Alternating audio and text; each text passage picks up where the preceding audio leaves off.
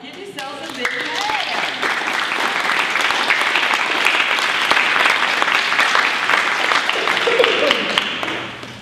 Well, we know that it's really important for us to feel good.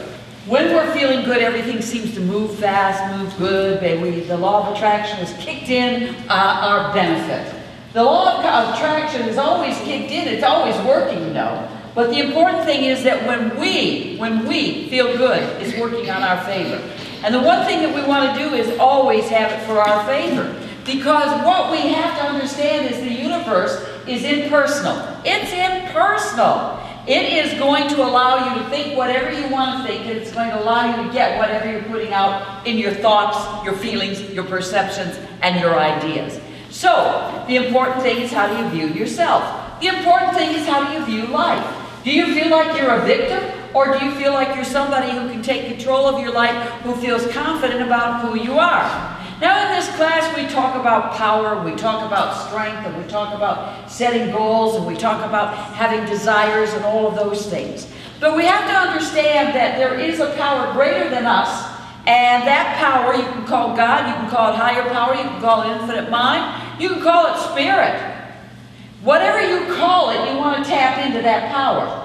You want to tap into that power because that power gives you strength, because that power can guide you. Because that presence, that I am presence, that God within you will actually be for you something that makes you feel good. You will not feel scared. You may feel scared or afraid, but you can go to that part of you inside for support.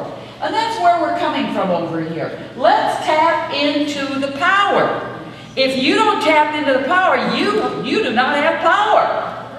You do not have power, because I have operated under trying to work on my own power in the past. And my own power means manipulating, controlling, forcing, trying to get something when I don't really have a focus, not having any goals, not having any desires, not having had to learn to script, none of these things. But when I was able to touch a base with a higher power, with an infinite mind, with spirit, I began to think differently. I began to perceive things differently. I started to build myself as someone who has faith that the universe is going to support me in whatever I do, whatever I plan to do, because there's a power greater than me that's working in and through and as me. Would you agree? Yes. Yes. Give me a bigger yes. Yes. All right. So we then know that this power is working. We got to work the power, though. If you don't work the power, nothing happens. You can feel powerful, you can feel like that, but you can stay home and you can just decide, what, I don't want to go anywhere, I don't want to do anything. And pretty soon what happens is that power gets stagnant. And you don't use the power, and the power starts to fade away. Then you start to get a place inside of you where you say, you know, I don't feel so good about myself. I don't feel so good. There's a part of us that wants us to achieve, right? You want to achieve. There's a part of us that has a curiosity.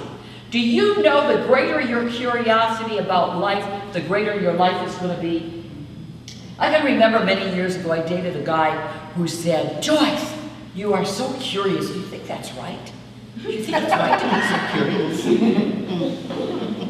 And I thought for a minute, and I thought, geez, I do think it's right to be curious. I think it's right to want to know. Now, in the Catholic school when I grew up, the nun said, don't ask any questions. Just do what I tell you to do. Just accept what I tell you to accept. And for some reason, that just didn't feel good. It didn't feel good. So I began to think about when I got out of school, then I could ask questions. And I could not only ask questions, I could get answers.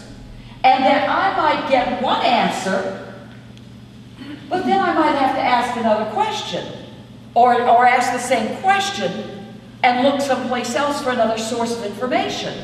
So I found out that oftentimes I don't get the same information when I ask the question.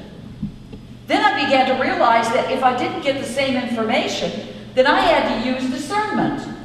And discernment is a gift. When you start to work with discernment what happens is you get to say, you know what? This feels good, this will work for me, but this doesn't feel good, and this won't work for me. And you're able to discern what's going on. You're able to know what's going on. So we understand that. Did you want to go through